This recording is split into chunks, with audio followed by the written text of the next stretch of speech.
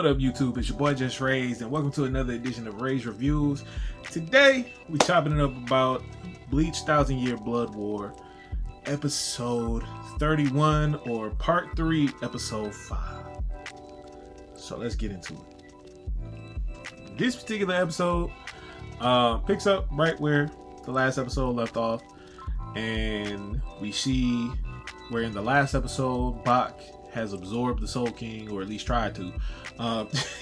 We see the aftermath of that, and we see pretty much the power of the Soul King kind of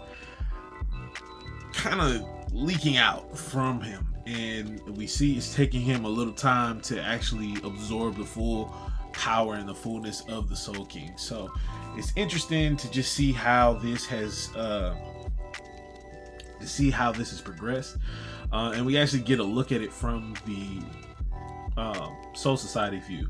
So they're in the Royal Palace, and the power that's leaking out of YHWACH is actually now falling into the Soul Society, and it's like turned into these little monsters. It's like these little one-eyed monsters that like feed off of or want to feed on the Soul Reapers, and they're like coming down in a massive wave, and we see the Soul Reapers that are still alive and still active and still healthy, trying their best to escape the downpour of these particular enemies. So we see Kaku, we see a few of the other ones. I can't think of the names off top, but we see a few. It was for sure Ikaku and Buddy that be with him with the with the highlights in his hair. I can't think of his name, but him and the other dude with the 69 on his face. I don't know why I can't think of these people's names, but we see them. We also see other people getting attacked by these little creatures. And it's interesting because we see everything from their point of view and perspective at this particular point, and we see how it's pretty much overtaking the Soul Society, and it's just nobody really knows what to do at this particular point, and they're trying to figure it out, all while trying to round up the troops in a sense. And we saw Urahara make the call for everybody in the surrounding area later on in the episode, but at this particular time we just see all the remains of different people just trying to gather themselves and trying to just gather the troops up together to just make sure that everybody's collected and everybody's together. And we see them getting attacked by these new little creatures, and as they're reaching as we see Ikaku and his squad making a stand towards these creatures, we see that they're still kind of getting overwhelmed a little bit because it's a lot. It's a lot. Like, they're filling up the whole Soul Society. It's a lot. And we see in the distance, we see Renji, we see Rukia, and we see Byakuya just kind of all standing there. Byakuya tries to do Simple and Sakura, Kageyoshi, and it looks like, well, not Kageyoshi, it looked like he was just using his Shikai to try to destroy them, and he kind of knocked them back a little bit, but not enough to like really make a dent. And then all of a sudden we feel these different waves of spiritual pressure, and we don't know what's going on. And we see from Rukia's perspective, she actually peeps game on what's going on, and she sees that Aizen is now strapped to the chair, well, not seated in the chair that they went to go retrieve him from, that Shunsui went to go retrieve him in a couple episodes back. And we see him on the battlefield now, and he's pretty much scolding the Soul Reapers. He's like, why are you swatting swords? This is Aizen. He's like, why are you using swords to swat these things when you can crush them with your spiritual pressure? And he's pretty much destroying these things with his spiritual pressure. And of course he took out a large group, but it wasn't large enough to stop the full onslaught of these creatures. And so he ends up just overpowering the overwhelming outpour of Ryo's power. He ends up overpowering it with his own spiritual pressure, and they kind of make side comments like, yo, did this dude get stronger? Like, locked away, has he gotten stronger? And even Urahara is like, yo, I think he might have gotten stronger than when he actually fought Ichigo. Like, it's a little shaky right now. Like, but he might have got stronger. And Aizen even hints at, he's like, all right, I mean, you can, how about loosening up these restraints, and I can, you know what I mean, get busy. And Shinsui's like, we not stupid. we not stupid. You're not about to get up out that chair. And then he makes a claim that once he destroys pretty much all the creatures that are trying to overtake the Soul Society, he overpowers Rail's power. He makes a claim that he's going to be able to actually shoot down the Royal Palace. And it's funny because right when he thinks he's about to do that, that's when Kurosuchi pulls up and is just like, he's like, yo, this is some of the Soul Society's best tech. I created this. It's not meant to hinder your spiritual pressure or take away your spiritual pressure. It's actually meant to keep your spiritual pressure around you, so you can't do like long range and long distance attacks like that, or you can't shoot down the Soul Palace. And so we also see, arriving at the same time that he's being revealed this information, we see the remnants of the Quincy's that were left behind in the Soul Society by Bach.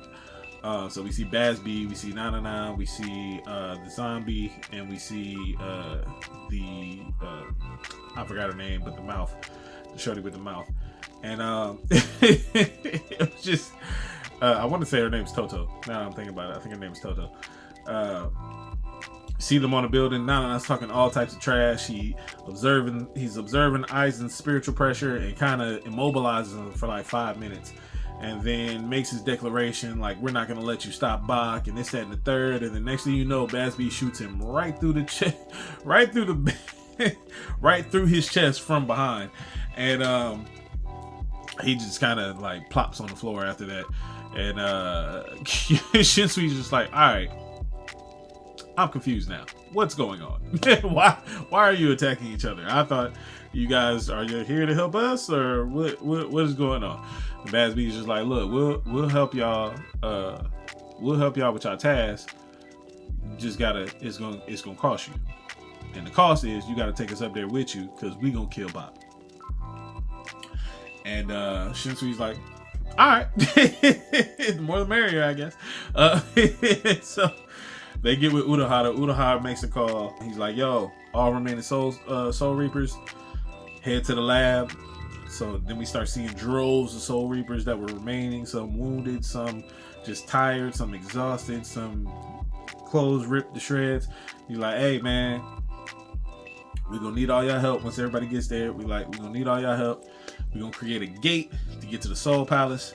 And this has only been made possible because Ichigo, pretty much because of Ichigo's travel to the Royal Palace and him pretty much busting a hole in the thing that separates the Soul Palace from the Soul Society from the Royal Palace. And it was just like, if he didn't do that, then we wouldn't be able to do this. So they're like, as long as that hole still exists, then we can create this gate. And you see them start creating it. You see everything pretty much coming together. You see all the captains start coming together. You see Zaraki. He's still looking for Yarichu. How do you say her name? I forgot her name. But he's looking for his lieutenant. And so we just see we see the captains, and we actually see the visors come and provide Urahara with some of the tools that they were running around collecting. And Urahara's like, yo, put y'all robes on. Y'all coming with us. And Love just kind of gathers the group up and is like, all right, come on, we're gonna get dressed or whatever. And the little girl visor, she all talk, all mouth, wants to say something. Love scoops her up and is like, nah, yo, chill. Like, our people are here fighting for their lives. Like, we gonna join them. Like, we got Love. Not Love. We got Rose. We got Kensei. We got all Shinji. We got all these people fighting for their life and ready to give up their lives. So we're gonna do the same. We can't just leave them behind.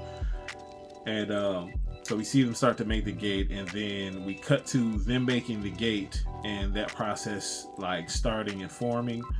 And we cut to the Royal Palace, and we see Ichigo actually waking up. And it looks like Orihime has been healing the entire team, and Ichigo is now back with Orihime, Chad, Ganju, and Yoruichi. And as soon as Ichigo wakes up, Orihime passes out because she's been healing everybody. She fixed Yoruichi's arm. She healed Ichigo, and then Ganju's like, man, did Ishida really?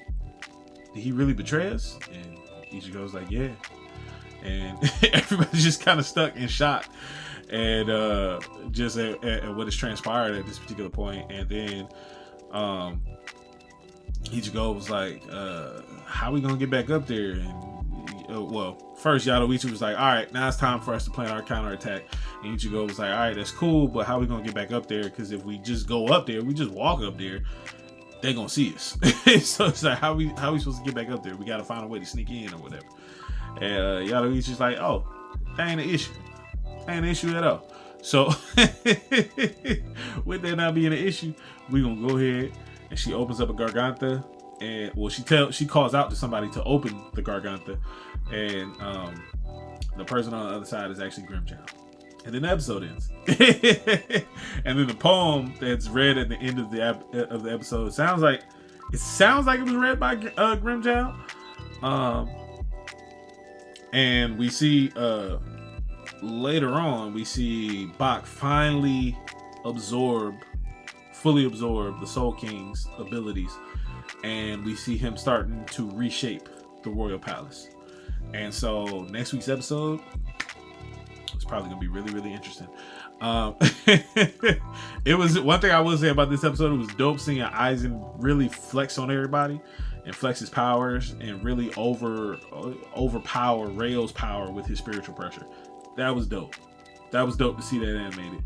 It was dope to see their discourse. It was dope to see Bazz-B betray the Bazz-B, Toto, and the zombie betray Nana. And we kind of get their motivation revealed as far as what they're going to be doing next. And it was also dope to just see the gang back together, man. See all the captains coming together. We saw Soifon. We saw, like I said, Rukia, Byakuya, Renji, Kaku, Yumachika, I think is his name. Now I'm remembering the dude with the highlights. His name is Yumachika. We saw Shinji. We saw the Visors. I wonder if they're going to get an opportunity to have a fight. If the Visors are going to get an opportunity to have a better fight than what they had in the manga, and if they're going to be able to use their actual Visored ability, or if that's just like over and done with at this particular point. With Kubo rewriting things, I'm interested to see how much he's going to deviate from what was in the manga and how much he's going to change things, because he's already been adding way more new scenes than what I thought he was going to add. The whole fight between Uryu and Ichigo, that was just a standoff in the manga. We actually got a whole fight this time, so that was interesting. The whole Squad Zero versus the shit stuffle, we never even got to see that. We cut two in the Squad Zero was dead in the manga, so it's just like now to actually see them squabble and see them fight, and we see actually what happened. It's dope. So I'm interested to see how he's gonna expand and add to more context to these fights coming up and to the story coming up, and what parts he's going to change and what parts he's going to keep the same. That's probably been my favorite part of this core, is just seeing what details Kubo is actually going to add to this particular season, and especially this particular part, because this is the part he's probably worked the most closely with the animators on. So I'm really interested to see. There's only 2 cores left. There's only 2 parts left. So we got this part, which is going to be 13 episodes, and we got the final part, which is part 4. That's also going to be 13 episodes. I feel like part 4 is just going to be all hands. I just feel like part 4 is going to be all hands. Like, all you're going to get is just fight. You're going to get a little bit of story, but you're going to get fight. And I feel like this one is going to be like a healthy balance of like story and fight. Like last week, we got Uryu versus Ichigo. This week, we got Aizen versus Rayo. And, Aizen's spiritual pressure versus Rayo's power. And, it's gonna be interesting, but we also got a lot of story this particular episode. So for me, this particular rating for this episode, I'll probably give it like an 8.5. It was a lot of dope scenes. It was dope seeing Aizen. It was dope seeing the story progress. It was dope seeing them add more context to different situations and just seeing different people coming together, seeing all the Captain Squad up. Yeah, so I like that. I like that a lot. So just seeing all that, I give it like an 8.5. I give it like an 8.5. I'm excited to see what they're gonna do on this next episode. I'm excited to see what they're gonna do the rest of the season, but I'm definitely excited to see what they're gonna do the next episode. But let me know in the comments below how you feel about this particular episode. Did you like it? Have you been keeping up with the 1,000 Year Blood War? Are you even watching Bleach? Is it on your watch list? Comment below. Let's chop it up. If you have watched it and if you are up to date with it, let's chop it up in the comments below. Don't forget to like the video. Don't forget to share the video. Don't forget to subscribe to the channel. Hit that notification bell so you can be notified anytime that we upload a new video to the channel. And never forget, FreeSoul to the soul free. Let's get it.